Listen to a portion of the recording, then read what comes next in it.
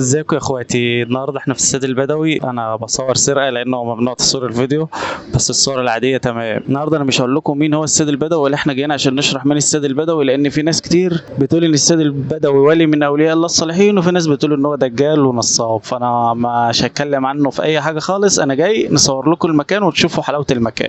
هو مين السيد البدوي؟ احمد بن علي بن يحيى البدوي الحسيني الفاسي، وهاجر لمكه مع اسرته وهو عنده 7 سنين، وبعد كده سافر على مصر وتحديدا محافظه الغربيه في طنطا، ودي اللي فيها المقام الحالي مقام السيد البدوي. اما عن حياته ففي روايتين. الروايه الاولى بتقول انه كان راجل صالح وتقي، ويمتد نسبه للامام الحسين بن علي، وانه كان له كرامات كتير من ربنا وعنده علم كبير ومعرفه، ومن اشهر كراماته انه كان بينقذ الاسرى المصريين اللي في اوروبا من ايام الحروب الصليبيه. طيب ده كلام جميل، يعني راجل بتاع ربنا وله كرامات. تيجي بقى الروايه الثانيه تنفي كل ده، بيقول لك يا سيدي ان الراجل ده ملوش اي كرامات، وان كلامه كان كله كفر، زي مثلا ان ما ينفعش حد يبص في وشه، وانك لو بصيت في وشه هتموت من كتر النور اللي طالع من وشه. ويقال كمان انه ما ركعش ركعه لله، يعني ما كانش بيصلي ولا حتى صلاه الجمعه. وده ليه بقى؟ اسمع يا سيدي، كان بيجي له حاجه اسمها القبض، وده بيخليه ينعزل عن الناس ويقعد فوق السطح، وتقريبا كده القبض ده زي الوحي يعني. وكمان كان عنده سبحه كان بينزلها للناس عشان تتمسح فيها، وعلى فكره السبحه دي لسه موجوده في المقام بتاعه في طنطا. وهنا بقى حصل تعارض ما بين الفريقين، ولكن الناس اللي بتحبه كانت دايما بتدافع عنه،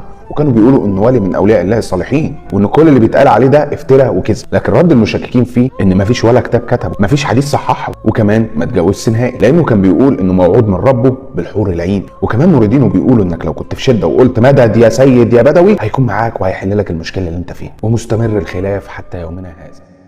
بصوا، اسهل طريقه عشان تيجي للسد البدوي تنزل من محطه طنطا. لو انت في اي حته روح عند محطه طنطا والشارع اللي قدام المحطه على طول، تاخده طوال هتلاقي نفسك على السد البدوي. اهلا بكم في السيد البدوي.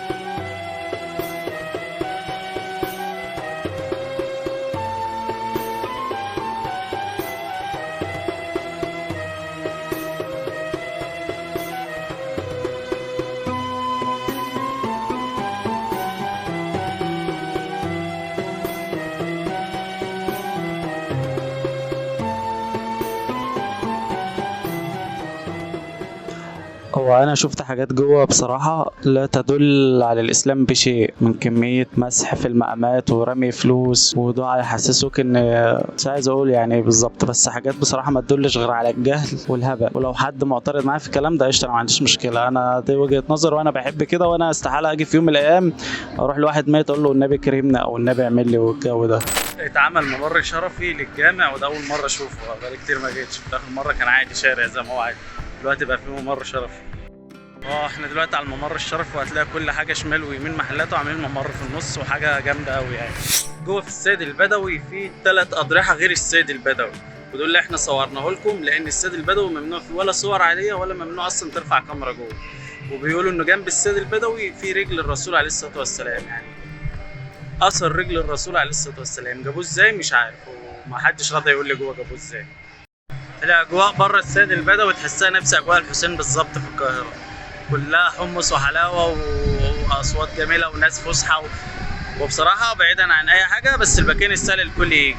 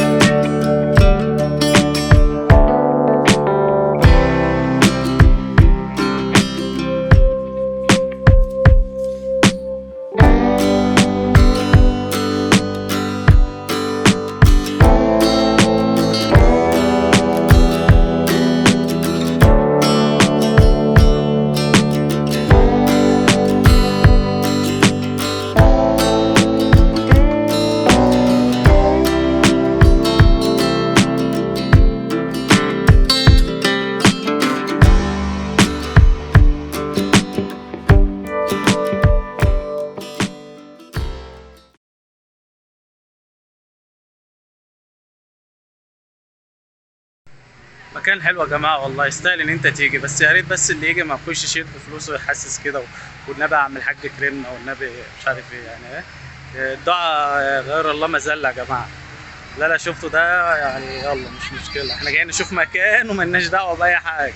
وبكده يا جماعه تبقى جولتنا خلصت في السد البدوي، وقلت انا مش هلاقي معلومات عنه لان زي ما احنا قلنا في الاول. فانت لو حابب تيجي والمكان حلو وتيجوا تزوروه وتشوفوه بنفسكم احسن، ويستاهل انك تيجي. بس هنبه تاني، بلاش الحركات اللي هي بلاش. يلا اشوفكم في فيديوهات تانية، ويا ريت بقى لو في حد من طنطا يخش يتواصل معانا، عشان احنا عايزين نعمل فيديو كامل في طنطا، ننزل نتفسح في المدينة كمدينة، فعايزين حد يبقى معانا. يا ريت بقى لو حد كده يخش يتواصل معانا. ما تنسوش الاشتراك وتفعلوا زر الجرس عشان الفيديوهات اللي جايه كلها تبقى جامده ضرب نار.